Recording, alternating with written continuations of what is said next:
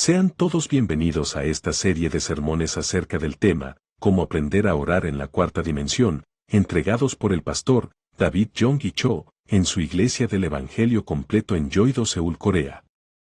El tema de hoy es, el poder de la oración intercesora. Leamos Ezequiel 22 versículo 30.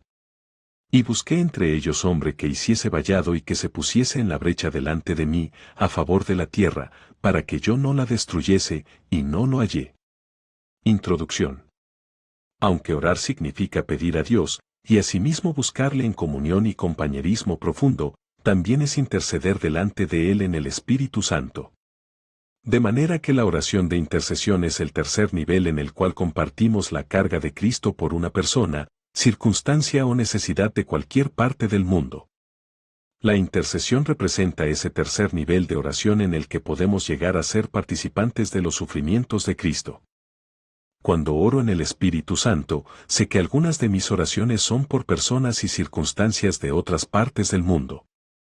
Tal vez yo no conozca la necesidad precisa, pero el Espíritu sí la conoce, y Él me utiliza para orar hasta que estoy convencido de que Dios ha satisfecho dicha necesidad. Cierto amigo misionero me contó una historia milagrosa que muestra la importancia de la intercesión. Un equipo evangelístico se encontraba en cierta ocasión en un desierto de África y una tormenta de viento les había obligado a salirse de su ruta, obstaculizando así su viaje. 2 días después habían agotado su reserva de agua y vagaban desvalidos por el desierto sufriendo deshidratación. De repente, apareció un pequeño pozo de agua y se salvaron. Más tarde, al volver al lugar de su liberación, vieron que no había allí ningún pozo de agua. En el momento de su mayor necesidad, alguien había estado intercediendo por ellos y Dios había realizado un milagro. En 1964, conocí a una señora que compartió conmigo su experiencia de intercesión por nuestra iglesia. Tras fundar mi primera congregación fuera de Seúl, empecé una iglesia en el centro de la capital de nuestro país. 20 años antes de que yo comenzara dicha iglesia en Seúl, aquella mujer había tenido 3 visiones de la misma e intercedido por nosotros en el Espíritu después de cada una de ellas. Cuando la mujer oraba en 1944, estábamos todavía bajo la ocupación japonesa y no existía siquiera el pensamiento de nuestra iglesia. Sin embargo, el Espíritu Santo sabía, ya que la iglesia, Sudamón, así se llamaba a causa de su situación, habría de convertirse en la iglesia central del Evangelio completo. Dios utilizó a aquella fiel mujer intercesora para que el Espíritu Santo descendiera sobre la zona años antes de cumplirse la visión. Al igual que la simiente produce vida en el plano humano de la existencia, también el Espíritu Santo lleva en sí toda la dinámica de la vida cuando se posa sobre un lugar determinado. Este punto es tan importante que debo explicarlo con más detalle. En la concepción de un niño, el óvulo de la mujer y el esperma del hombre poseen un código genético muy complejo, que es en realidad el programa a desarrollar en el futuro, y cuando el Espíritu Santo engendra, también gran parte de la dinámica de la vida la determina la voluntad de Dios que Él tiene el encargo de cumplir. En 1944, nadie en el centro de Seúl se imaginaba que con el tiempo Dios establecería allí un instrumento mediante el cual toda la nación de Corea se vería afectada por el Evangelio. Sin embargo, el Espíritu Santo, que conoce la mente de Dios, lo sabía, y por lo tanto, levantó a un guerrero intercesor para orar en el Espíritu 20 años antes de que la realidad de esa intercesión se hiciera evidente. La mujer vio realmente que se trataría de la iglesia más grande del mundo. Era como, Simeón y Ana, lea Lucas 2 del 25 al 39, quienes sabían que el niño de tan solo 8 días que tenían delante habría de ser el Mesías de Israel. Primero, ¿cuáles son las cualidades de un intercesor? Simeón es un ejemplo perfecto de las cualidades que debe reunir un intercesor. 1. Era piadoso. El que se dedica al ministerio de intercesión debe ser una persona entregada a la oración. 2. Tenía paciencia. La Escritura dice que Simeón esperaba la consolación de Israel. Mientras la mayoría de la gente buscaba una solución política, Simeón sabía que la solución para el pueblo judío había de ser espiritual, por lo tanto, pudo esperar muchos años antes de ver el resultado de sus oraciones. 3. Estaba lleno del Espíritu Santo. Solo un hombre sobre el cual reposa el Espíritu de Dios puede llevar el peso de la intercesión. 4. Confiaba. A Simeón le había sido revelado que vería la respuesta a sus oraciones antes de morir, por lo tanto, estuvo yendo fielmente al templo a diario durante muchos años, hasta que llegó el día en que llevaron allí a Cristo. 5. Era un hombre de visión. La profecía que dio acerca del niño Jesús maravilló a José y a María. De modo que comprendía más acerca de Cristo que su madre natural y su padrastro. Así que antes del nacimiento de Cristo el Espíritu Santo había levantado a 2 fieles intercesores, que pasaron muchos años ayunando y orando por la venida del Mesías, y a quienes Dios hizo vivir lo suficiente para ver el resultado de sus oraciones, por lo que su ministerio de intercesión ha quedado registrado para siempre en las Escrituras. La intercesión es necesaria para el cumplimiento de la voluntad divina.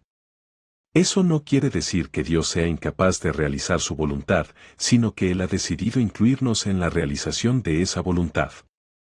Por lo tanto, los que participan en un ministerio de intercesión se convierten, en realidad, en parte integrante del cumplimiento de los planes y propósitos de Dios.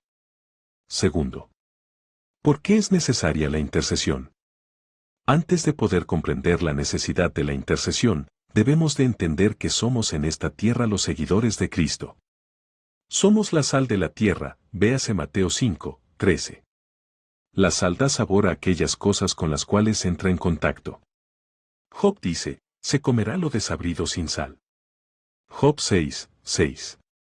La Iglesia debe actuar como sal en este mundo. Es nuestra presencia sobre la tierra pecaminosa en que vivimos lo que impide que Dios la destruya, como hizo con Sodoma y Gomorra.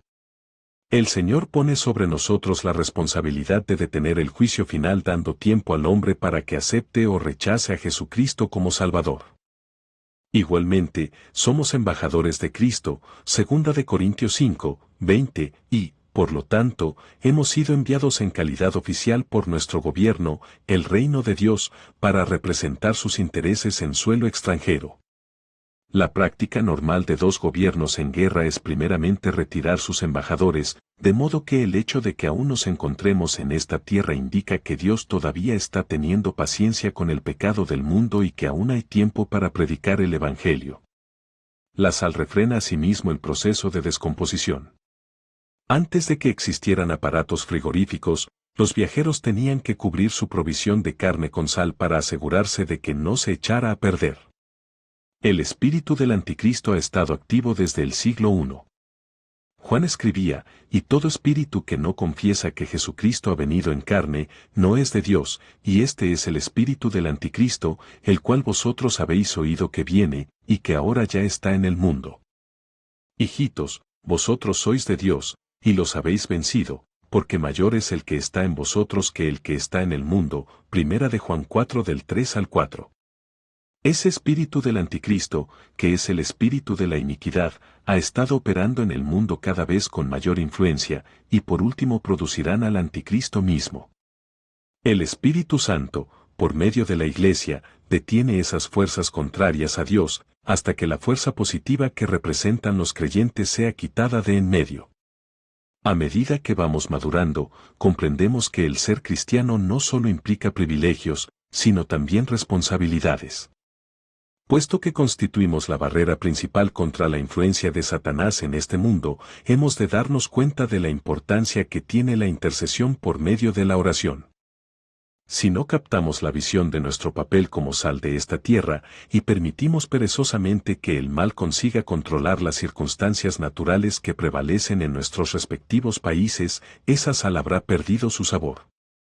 Si ello sucede, Jesús dijo que no sirve más para nada, sino para ser echada fuera y hollada por los hombres, Mateo 5, 13. Dios también nos ha llamado a ser un reino de sacerdotes, y como sacerdocio real hemos recibido autoridad. La labor del sacerdote en el Antiguo Testamento era interceder por su pueblo delante del propiciatorio. Así también nosotros, con nuestra intercesión, representamos el papel de sacerdotes neotestamentarios que se ponen en la brecha por las necesidades del pueblo de Dios.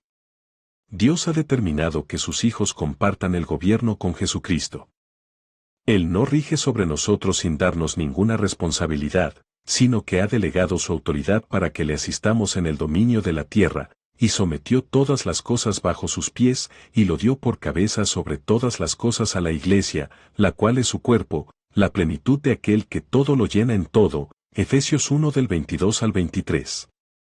Luego, en Efesios 2, Pablo amplía nuestro papel de gobernantes, y juntamente con él nos resucitó, y asimismo nos hizo sentar en los lugares celestiales con Cristo Jesús. Versículo 6. En el ejercicio de la autoridad espiritual, recibimos nuestro conocimiento y nuestra sabiduría naturales avivados por el Espíritu Santo, así como el conocimiento espiritual que sobrepasa con mucho el nuestro propio. Este conocimiento nos lo da el Espíritu, véase 1 Corintios 2 del 7 al 10. El pasaje del Antiguo Testamento que más se cita en el Nuevo, es el Salmo 110. Para comprender mejor cómo podemos usar nuestra autoridad en la intercesión, resulta muy importante que estudiemos este salmo cuidadosamente. Jehová dijo a mi Señor, siéntate a mi diestra, hasta que ponga a tus enemigos por estrado de tus pies. Jehová enviará desde Sión la vara de tu poder, domina en medio de tus enemigos. Tu pueblo se te ofrecerá voluntariamente en el día de tu poder, en la hermosura de la santidad. Desde el seno de la aurora tienes tú el rocío de tu juventud. Juró Jehová, y no se arrepentirá, tú eres sacerdote para siempre según el orden de Melquisedec. El Señor está a tu diestra, quebrantará a los reyes en el día de su ira. Juzgará entre las naciones, las llenará de cadáveres, quebrantará las cabezas en muchas tierras. Del arroyo beberá en el camino, por lo cual levantará la cabeza. En este importante salmo, se representa a Cristo como supremo gobernante de la tierra y sumo sacerdote según el orden espiritual de Melquisedec. Hebreos amplía el papel que se representa de Jesús como sacerdote espiritual, cuando dice, viviendo siempre para interceder por ellos, Hebreos 7, 25. El dominio de Cristo es único, porque lo ejerce en medio de sus enemigos. David tenía un trono físico entre sus adversarios. Así Jesucristo, sin contar con la clara posesión de los tronos materiales de la tierra, lo domina todo por completo.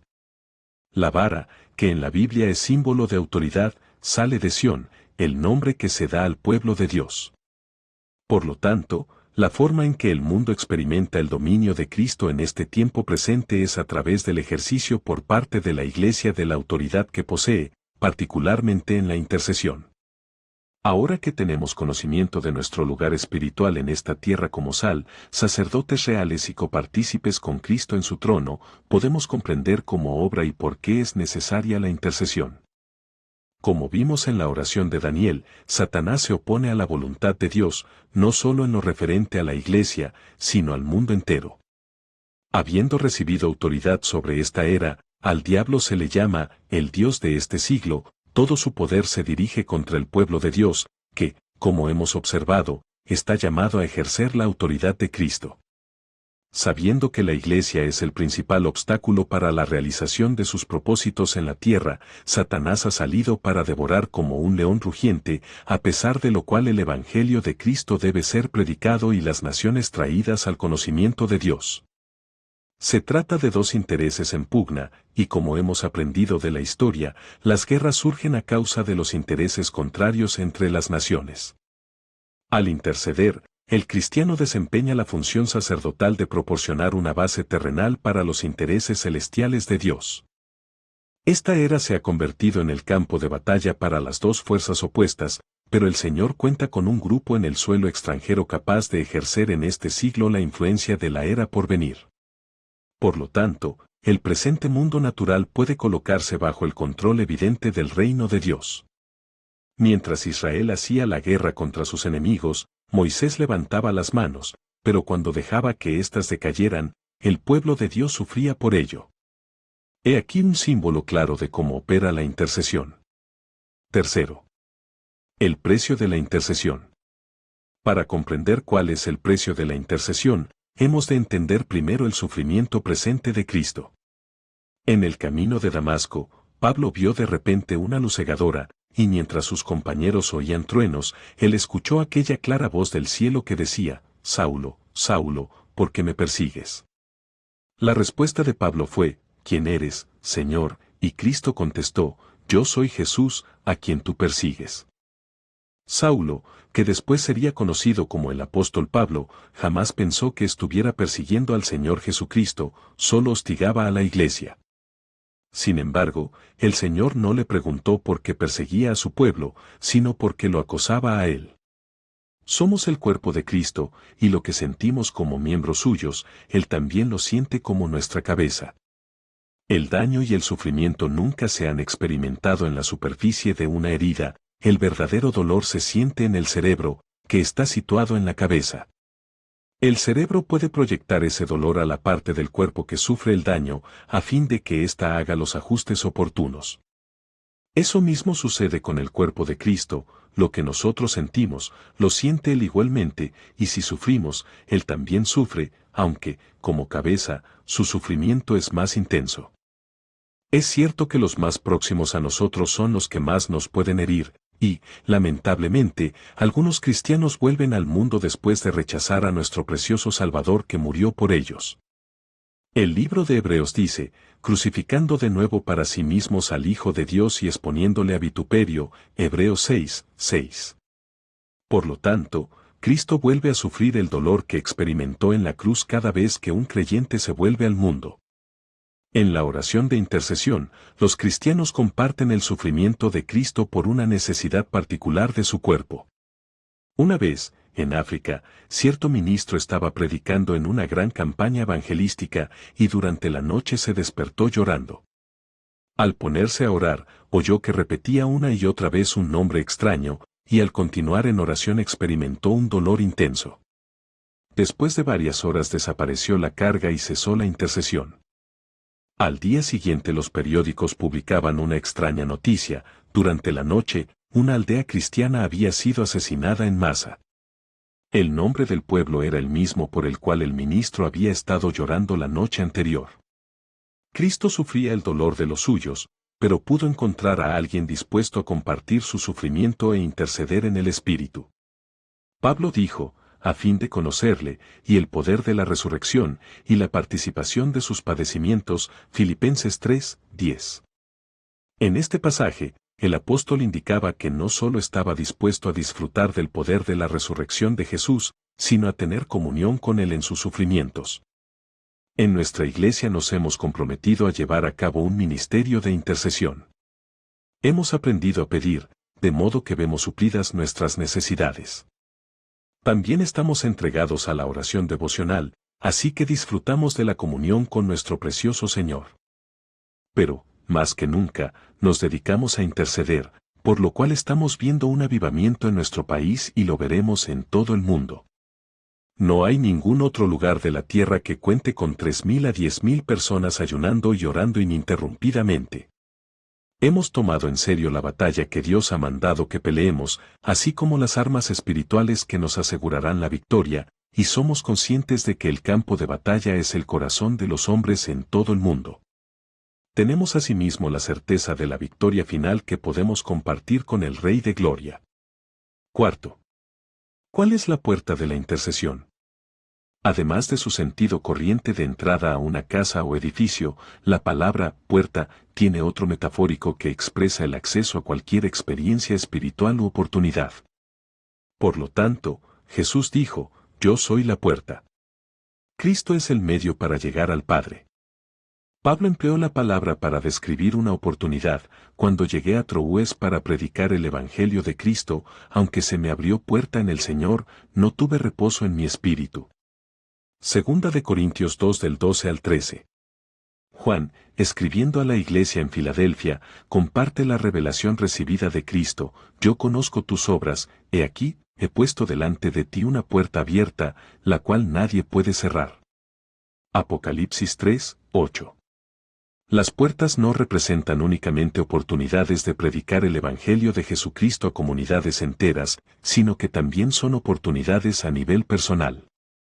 Como el Señor confirma, he aquí, yo estoy a la puerta y llamo: si alguno oye mi voz y abre la puerta, entraré a él, y cenaré con él, y él conmigo. Apocalipsis 3, 20. Hay puertas que dan a naciones y grupos étnicos, las cuales es posible abrir. Cuando una de esas puertas se abre, dichas naciones o grupos étnicos pueden recibir la fe y creer, y habiendo llegado, y reunido a la iglesia, refirieron cuán grandes cosas había hecho Dios con ellos, y cómo había abierto la puerta de la fe a los gentiles, Hechos 14, 27. Entrar por una puerta de oportunidad significa enfrentarse a la oposición espiritual de los principados y potestades que impiden que las naciones escuchen el Evangelio y respondan a él, porque se me ha abierto puerta grande y eficaz, y muchos son los adversarios, 1 Corintios 16, 9. Solo el Señor Jesucristo puede abrir una puerta que ha estado cerrada al Evangelio. Cuando llegué a Troas para predicar el Evangelio de Cristo, aunque se me abrió puerta en el Señor. 2 Corintios 2, 12. ¿Cómo podemos abrir las puertas de la fe y de la oportunidad? Ya hemos visto que es el Señor quien debe hacerlo. Sin embargo, Dios nos ha hecho miembros de su cuerpo, lo que significa que la cabeza ha optado por funcionar mediante los miembros que tiene en la tierra. De modo que necesitamos la intercesión para oponernos a las fuerzas espirituales que mantienen cerradas las puertas. Una vez que las oraciones despejan el camino, Cristo puede abrir la puerta y salvar a toda una ciudad, nación o raza. Pablo confirma esto, orando también al mismo tiempo por nosotros, para que el Señor nos abra la puerta para la palabra, a fin de dar a conocer el misterio de Cristo, por el cual también estoy preso, para que la manifieste como debo hablar. Colosenses 4, 3. Cristo no solo quiere abrir a su pueblo puertas de la oportunidad para predicar el Evangelio, sino también de revelación y conocimiento. Estas también son necesarias. Jesús repite continuamente, el que tiene oído, oiga. Esta expresión, dirigida a las iglesias de Apocalipsis capítulos 2 y 3, indica que muchas veces no comprendemos lo que oímos. Hay que abrir las puertas del entendimiento para que nuestra mente pueda captar lo que Dios desea revelarnos. Después de esto miré, y aquí una puerta abierta en el cielo, y la primera voz que oí, como de trompeta, hablando conmigo, dijo, sube acá, y yo te mostraré las cosas que sucederán después de estas. Y al instante yo estaba en el Espíritu. Apocalipsis 4 del 1 al 2. En Hechos vemos cómo Dios es capaz de abrir una puerta de oportunidad y de mantenerla abierta para que podamos predicar el Evangelio sin impedimento espiritual.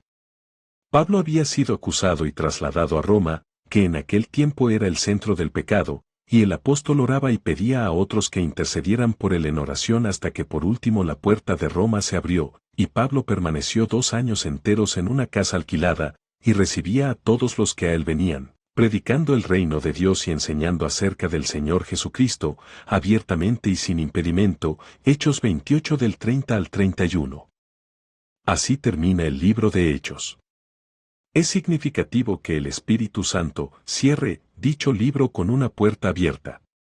Naturalmente, la mayoría de nosotros sabemos que Hechos acaba sin el final adecuado en cuanto a gramática, de lo que podemos deducir que, puesto que Lucas era médico y tenía un dominio excelente del griego, el libro se está escribiendo todavía, mientras la Iglesia sigue realizando los hechos del Espíritu Santo. Aunque sabemos que al final Pablo fue ejecutado, la historia oficial de la Iglesia primitiva termina con una nota positiva. Nadie puede impedir la predicación del Evangelio cuando Dios ha abierto la puerta de la oportunidad espiritual. A Dios le es posible incluso detener la oposición procedente de nuestros mismos hermanos en Cristo. Es lamentable que gran parte de nuestra energía se malgaste debido a la falta de unidad en la Iglesia. En vez de luchar contra nuestro verdadero enemigo, el diablo, muchos creyentes pelean entre sí. No obstante, una puerta espiritual abierta puede asimismo bloquear la oposición que surge de dentro. Pablo también experimentó esto en Hechos 28, entonces ellos le dijeron, nosotros ni hemos recibido de Judea, el centro de la oposición a Pablo, cartas acerca de ti ni ha venido alguno de los hermanos que haya denunciado o hablado algún mal de ti. Versículo 21. Lo que resulta evidente es que por todo el mundo los cristianos necesitan comprender y llegar al tercer nivel de la oración, la intercesión. Quinto. Llamad y se os abrirá la puerta. Como ya dije antes, no podemos ser demasiado específicos al dividir los 3 tipos de oración. Es posible pedir, tener comunión e interceder en la misma oración. Resulta difícil interceder sin estar en comunión con Cristo. Nuestras peticiones tendrán más eficacia acompañadas de la comunión con el Espíritu Santo.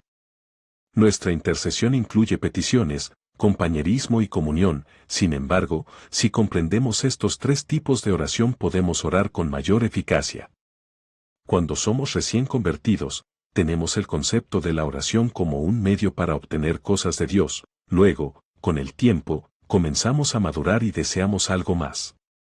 El sentimiento que produce la novedad de nuestra experiencia ya no es tan fuerte, de modo que podemos pensar que estamos decayendo, cuando lo que sucede en realidad es que se nos está destetando espiritualmente, a fin de prepararnos para la comida de adultos. Entonces debemos tener comunión y compañerismo con Cristo a través de la obra del Espíritu Santo. Después que hemos comenzado nuestra relación personal con el Señor, empezamos a sentir lo que Él siente. No podemos seguir permitiendo que las cosas continúen como están, y nos alistamos de voluntarios en el ejército de la oración. David profetizó, tu pueblo se te ofrecerá voluntariamente en el día de tu poder. ¿Por qué estamos experimentando un avivamiento continuo en Corea? Nos hemos alistado como voluntarios para orar hasta que el Evangelio sea predicado en todo el mundo. Las puertas se abrirán al ser atadas las fuerzas espirituales en el nombre de Jesús. Oremos juntos. Padre, trae sobre cada vida el don de la intercesión, esa capacidad de pasar tiempo en tu presencia a favor de otras personas, de las necesidades de otros. Que cada mala noticia en nuestra familia o nuestra vida o nuestra ciudad y país se convierta en un motivo de intercesión, no un motivo de murmuración o queja. Levanta hombres y mujeres como Ana o como Simeón que pasaban días en el templo buscando tu rostro intercediendo por Israel. Trae madurez en la oración y que podamos dejar atrás la niñez. Padre, queremos ser hijos maduros a los cuales les confíes tus cargas y que puedas contar con nosotros para pelear tus batallas. Pon sobre nuestras vidas el sello de intercesores y haz de nosotros personas reconocidas en el reino espiritual. Hazme una persona violenta espiritualmente, mira que te lo pido en el nombre de Jesús. Amén. Esta fue la tercera parte de la serie de sermones, Cómo aprender a orar en la cuarta dimensión, con el pastor David Yonggi Cho. No olvides suscribirte a este canal, darle like al video, activar la campanita y compartir este contenido con alguien que lo necesite. Hasta una próxima oportunidad.